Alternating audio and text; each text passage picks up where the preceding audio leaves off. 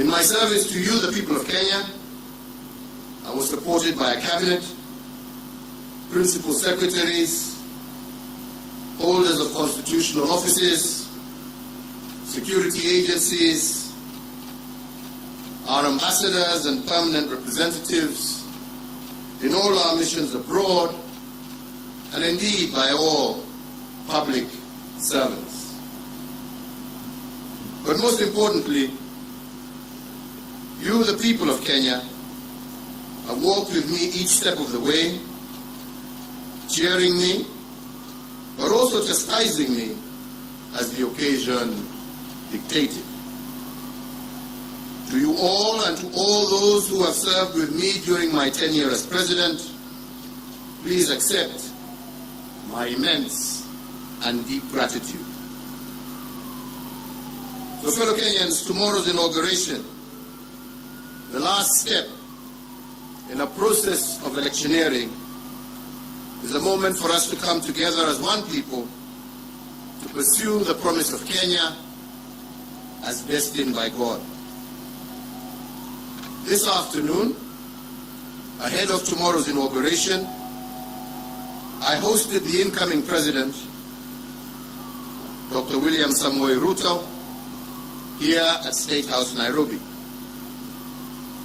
As you are all aware, the transition process commenced on the 12th of August, 2022, and over the last few weeks, the doors of Statehouse and the office of the President have been open to the technical teams from the office of the President-elect so as to facilitate a smooth transition and handover of power.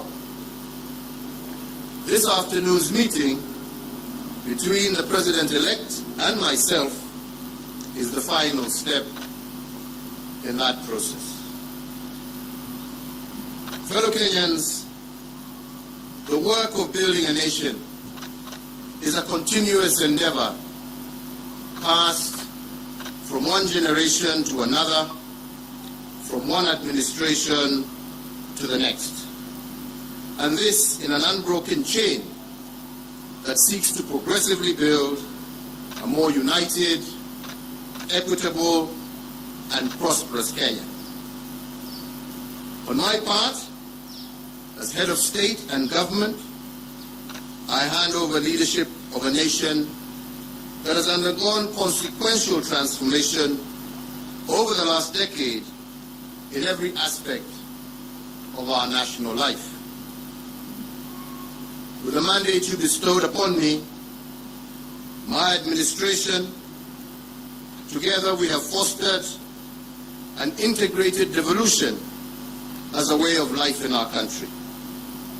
We have reinforced our educational and technical excellence, and we have also successfully led the nation through the worst global health crisis in over a century. We also turned a number of challenges that we inherited and those that emerged during our tenure into areas of opportunity for a better Kenya. The baton we received from the late President Mwai Kibaki was carried through. We built on his legacy and indeed on those of the previous two administrations in every area of public life.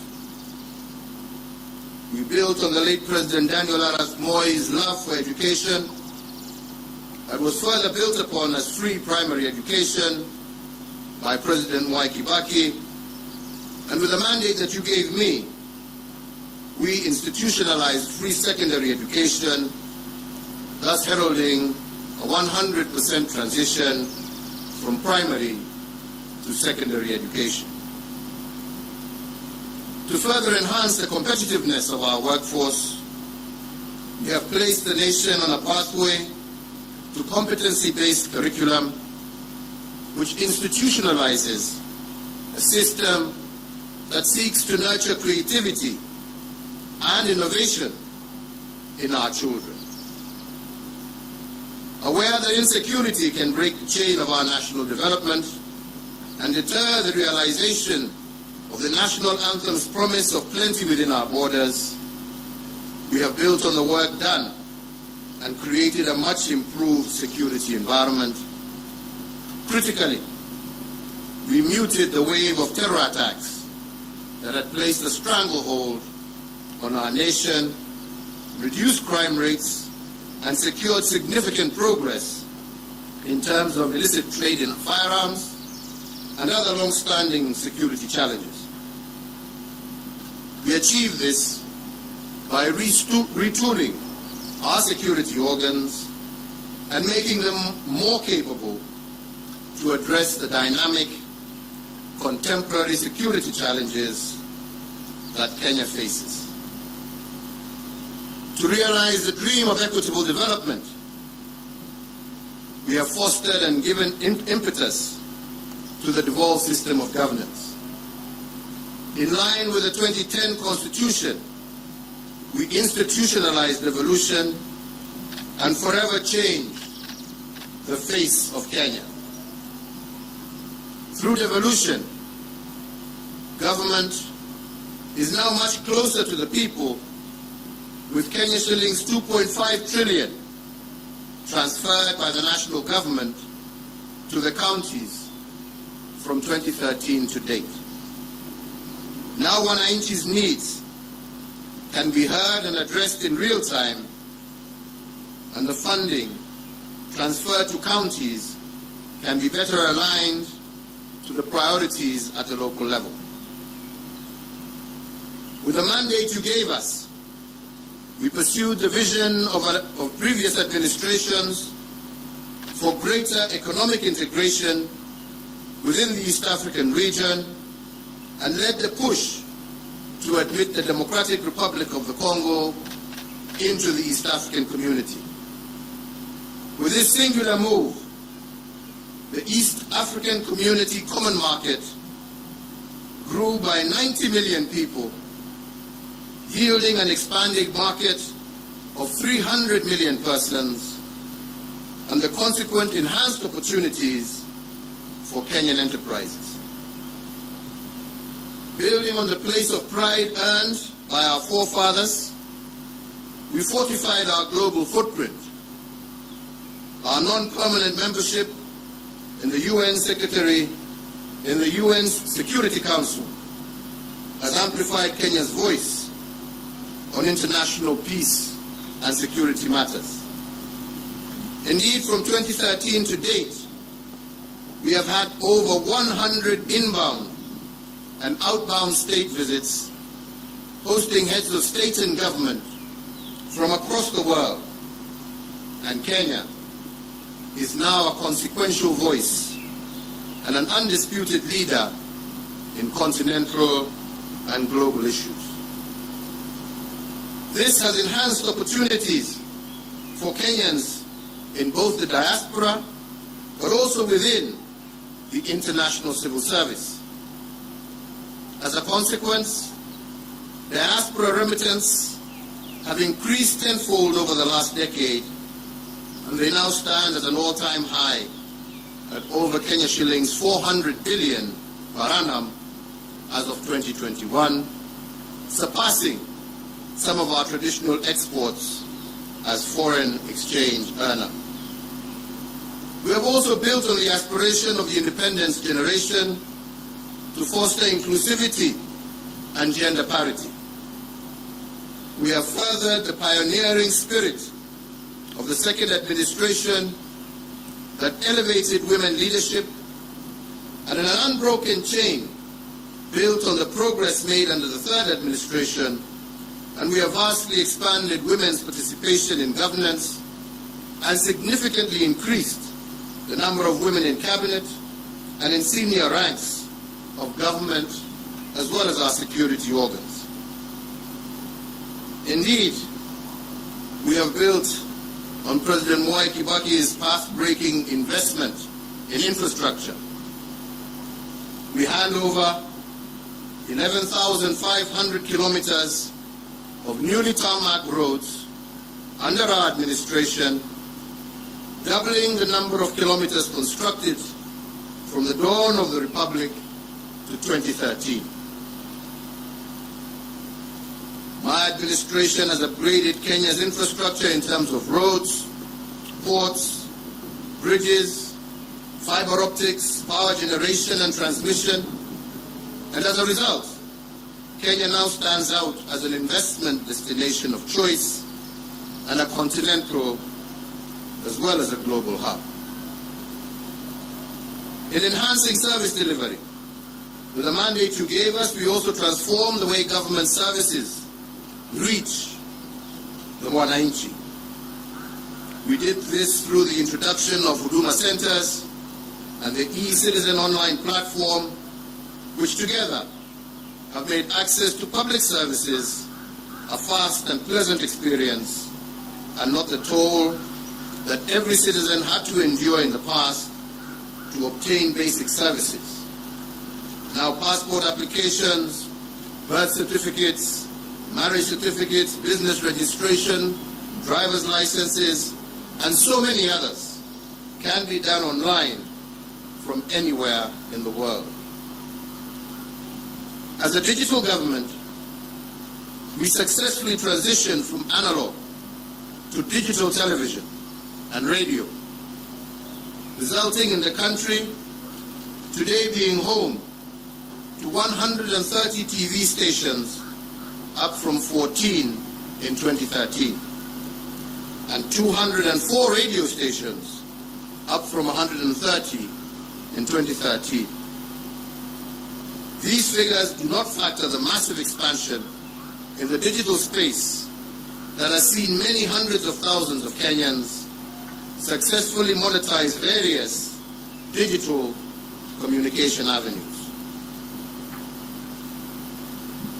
I have immeasurable pride in having the magical tag of Made in Kenya affixed to a much wider range of products, and my administration has reinvigorated domestic manufacturing and diversified our exports of finished products.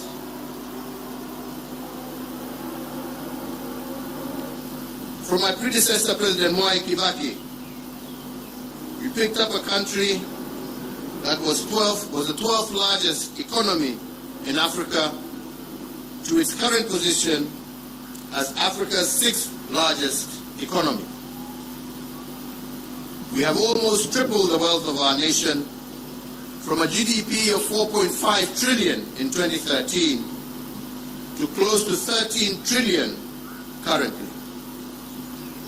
Consequently, the income per capita also rose sharply from Kenya shillings 127,065 per person in 2013 to Kenya shillings 245,045 per person in 2021.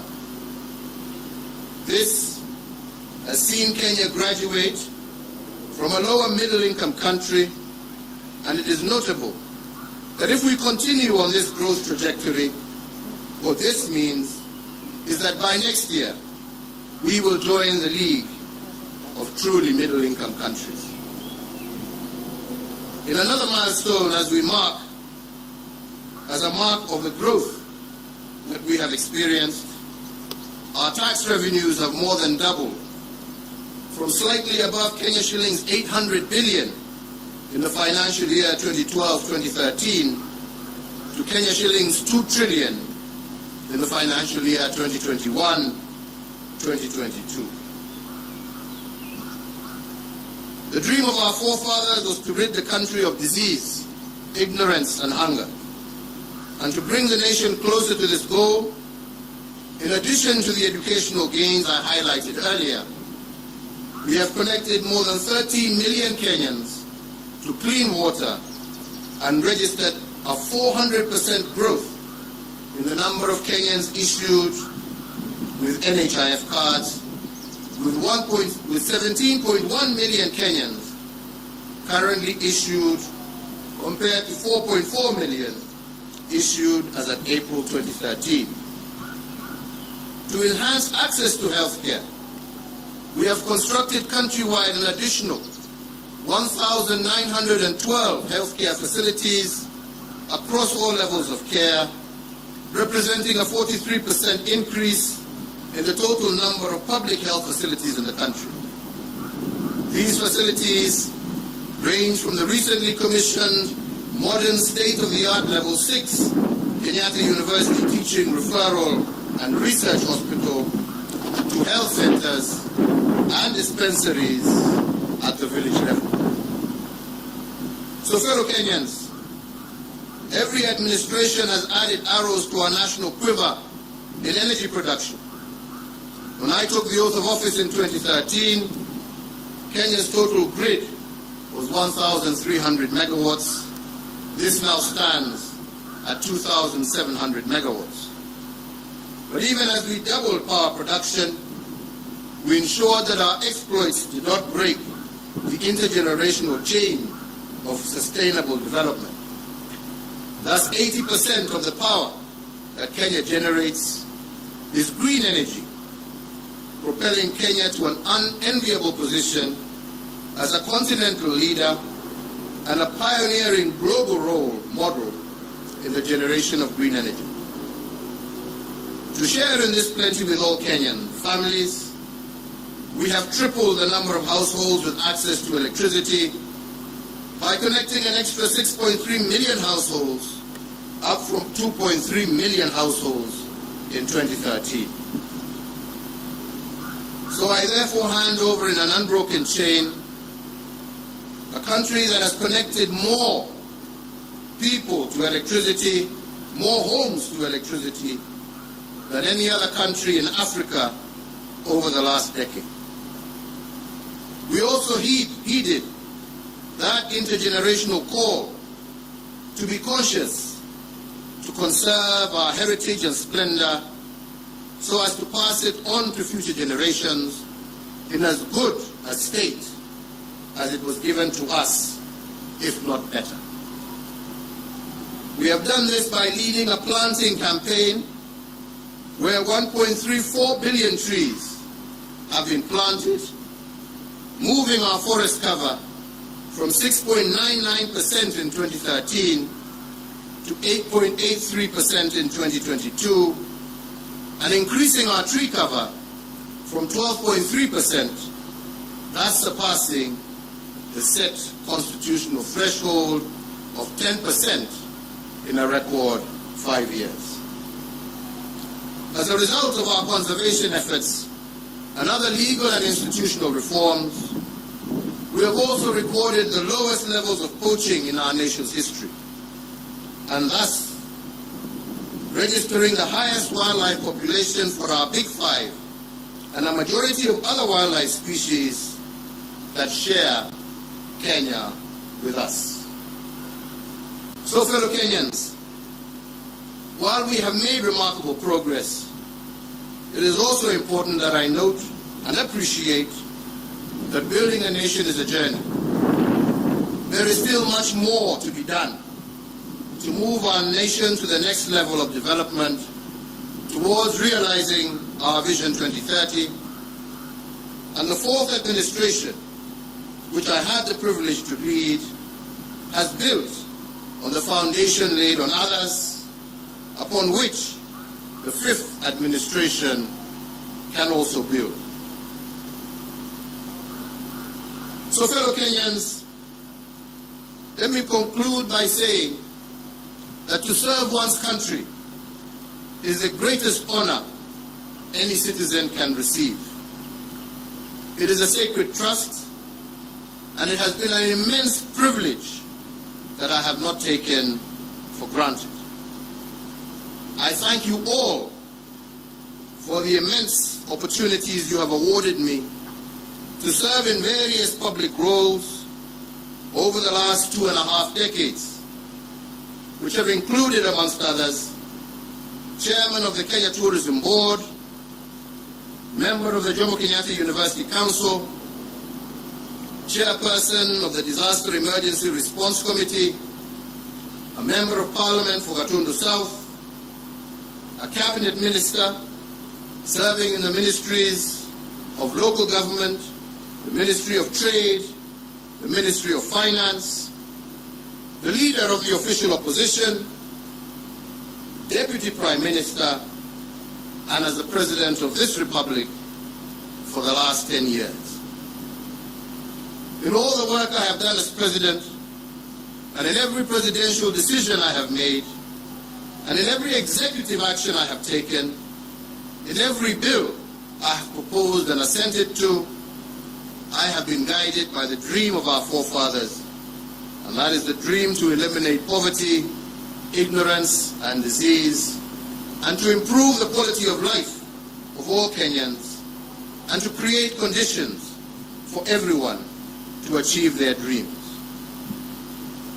As a hallmark of our democracy, therefore, I will tomorrow, before God and you, my fellow countrymen, hand over the instruments of power to our new president at the Moi International Sports Center, Kasarani. And with that, the fourth administration will come to an end, and the tenure of the fifth administration will begin. My entire family and I join all Kenyans in wishing the very best to our next president, Dr. William Ruto, and extending to him our warmest congratulations for receiving the mandate of Kenyans to lead us as our fifth president. And so, Mr. President-elect, as you walk the path to your inauguration and beyond, you will be the president not just for those who voted for you, but for all Kenyans.